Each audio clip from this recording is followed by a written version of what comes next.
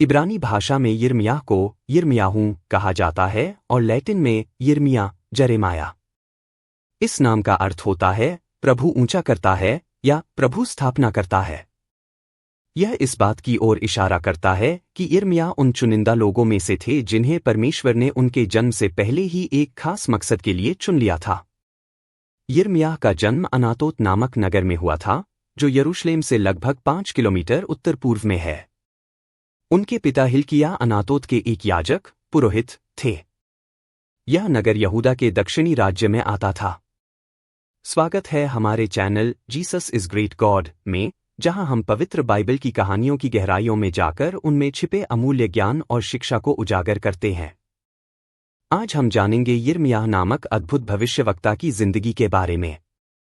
यह केवल एक ऐतिहासिक कहानी नहीं है, बल्कि यह प्रेरणा, मार्गदर्शन और आत्मिक चिंतन से भरी हुई एक जीवंत यात्रा है जो आज भी हमारे जीवन को स्पर्श करती है।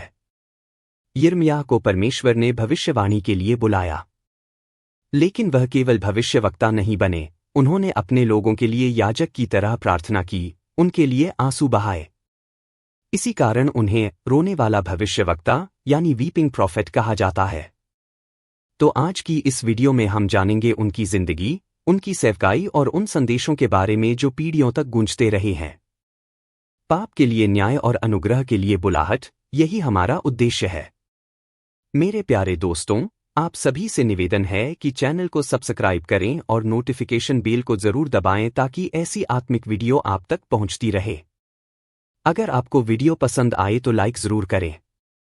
इससे हमें और वीडियो बनाने की प्रेरणा मिलती है। तो बिना देर किए चलिए वीडियो की शुरुआत करते हैं। यिर्मयाह की सेवकाई उस समय शुरू हुई जब यहूदा का राजा योशिय्याह था। योशिय्याह के शासन के 13वें वर्ष में यह सेवकाई आरंभ हुई और यहूदा के 5 अंतिम राजाओं के समय तक लगभग 40 वर्षों तक चली। राजा योशिय्याह यहूदा के सबसे धर्मी राजाओं में से एक था। उसने अपने राज्य में कई धार्मिक सुधार किए। लेकिन जब उसकी मृत्यु हुई तो यिर्मयाह ने अत्यंत दुख के साथ उसका शोक मनाया। योशिय्याह के बाद 4 राजा आए, यहोआहाज, यहोयाकीम, यहोयाकीन और सिदकिय्याह। लेकिन इनमें से कोई भी धर्मी नहीं था। जब ये राजा शासन में थे, तब बाबुल की सेनाएं यरूशलेम पर हमला करके उसे पूरी तरह नष्ट कर चुकी थीं और मंदिर को जला दिया गया था। यिर्मयाह की पुस्तक भविष्यवक्ताओं की पुस्तकों में सबसे लंबी है। तुलना करें तो 12 छोटे भविष्यवक्ताओं की सभी किताबें मिलाकर भी यिर्मयाह की पुस्तक के 1/3 जितनी ही लंबी होती हैं। यिर्मयाह की जिंदगी जानना इसलिए जरूरी है क्योंकि उन्होंने यहूदा राज्य के अंतिम दिनों में लोगों को लगातार चेतावनी दी थी। उन्होंने कहा कि यदि लोग सच्चे धर्म से मुंह मोड़कर मूर्ति पूजा और सामाजिक अन्याय में डूबे रहेंगे तो एक बहुत बड़ी आपदा आएगी। यिर्मयाह को इन कठोर भविष्यवाणियों के कारण बार बार उत्पीड़न झेलना पड़ा। राजा और अन्य अधिकारियों ने उनका अपमान किया, ताने मारे और यहां तक कि उन्हें कीचड़ से भरे एक गड्ढे में फेंक दिया गया। यिर्मयाह अकेले नहीं थे। हबक्कूक और सपन्याह भी उसी समय के भविष्यवक्ता थे। इसके अलावा यहेजकेल नामक भविष्यवक्ता उस समय बाबुल में बंदी बनकर भविष्यवाणी कर रहे थे।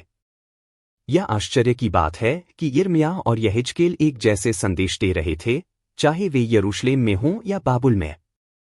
इतिहास के अनुसार यिर्मयाह की सेवकाई के दौरान ईसा पूर्व 612 में अश्शूर की शक्ति को बाबुल ने हराकर खुद को एक प्रमुख साम्राज्य बना लिया। बाबुल के राजा नबुकदनेस्सर ने 604 ईपू में यरूशलेम पर पहला आक्रमण किया और वहां से बुद्धिजीवियों को बंदी बनाकर बाबुल ले गया। दूसरा निर्वासन 597 ईपू में और सबसे विनाशकारी हमला 586 ईपू में हुआ जब यरूशलेम पूरी तरह नष्ट कर दिया गया। इन हमलों के दौरान यिर्मयाह को नुकसान नहीं हुआ, बल्कि उन्हें सुरक्षा दी गई और सेनापति ने उन्हें भोजन और स्वतंत्रता भी दी। बाद में उन्हें जबरन उनके सचिव बारूक और राजा सिदकिय्याह की बेटियों के साथ मिस्र ले जाया गया, जहां से वे किसी तरह यहूदा लौटे। बाइबल में यिर्मयाह की मृत्यु का स्पष्ट विवरण नहीं है। यिर्मयाह का संदेश सिर्फ यहूदा के लिए नहीं था। परमेश्वर ने उन्हें राष्ट्रों का भविष्यवक्ता ठहराया था। उन्होंने केवल अपने समय के लिए नहीं, बल्कि भविष्य की पीढ़ियों के लिए भी भविष्यवाणी की। आज भी उनका संदेश प्रासंगिक है। वे चेतावनी देते हैं कि यदि हम परमेश्वर की शिक्षाओं को ठुकराएंगे तो नैतिक और आत्मिक पतन होगा और इसकी कीमत हमें चुकानी पड़ेगी। उन्हें रोने वाला भविष्यवक्ता इसलिए कहा गया क्योंकि उन्होंने अपने लोगों के लिए आंसू बहाए। वे केवल डराने वाले भविष्यवक्ता नहीं थे, बल्कि उनके संदेशों में आशा, दया और उद्धार का संदेश भी था। उन्होंने उस दिन की भविष्यवाणी की जब मसीह फिर से लौटेगा और सब दुख, युद्ध और अन्याय समाप्त करेगा। कुम्हार और मिट्टी का दृष्टांत बाइबल का एक शक्तिशाली दृश्य है जिसे यिर्मयाह अध्याय 18 और 19 में बताता है। परमेश्वर ने यिर्मयाह को एक कुम्हार के घर भेजा, जहां उसने देखा कि कुम्हार जब कोई बर्तन बिगाड़ता है तो उसी मिट्टी से नया बर्तन बनाता है। इसका अर्थ है परमेश्वर कुम्हार है और हम मिट्टी। हमें खुद को उसके हाथों में ढलने देना चाहिए। इस दृष्टांत से हमें दो बातें सीखने को मिलती हैं। एक, हम नाजुक हैं, इसलिए दिशा और मर्यादा की जरूरत है। दो, परमेश्वर की विश्वासयोग्यता पर भरोसा करना चाहिए, क्योंकि वह धैर्य और प्रेम से हमें सम्मान के पात्र बनाता है। यिर्मयाह ने कई राजाओं के शासनकाल में भविष्यवाणी की।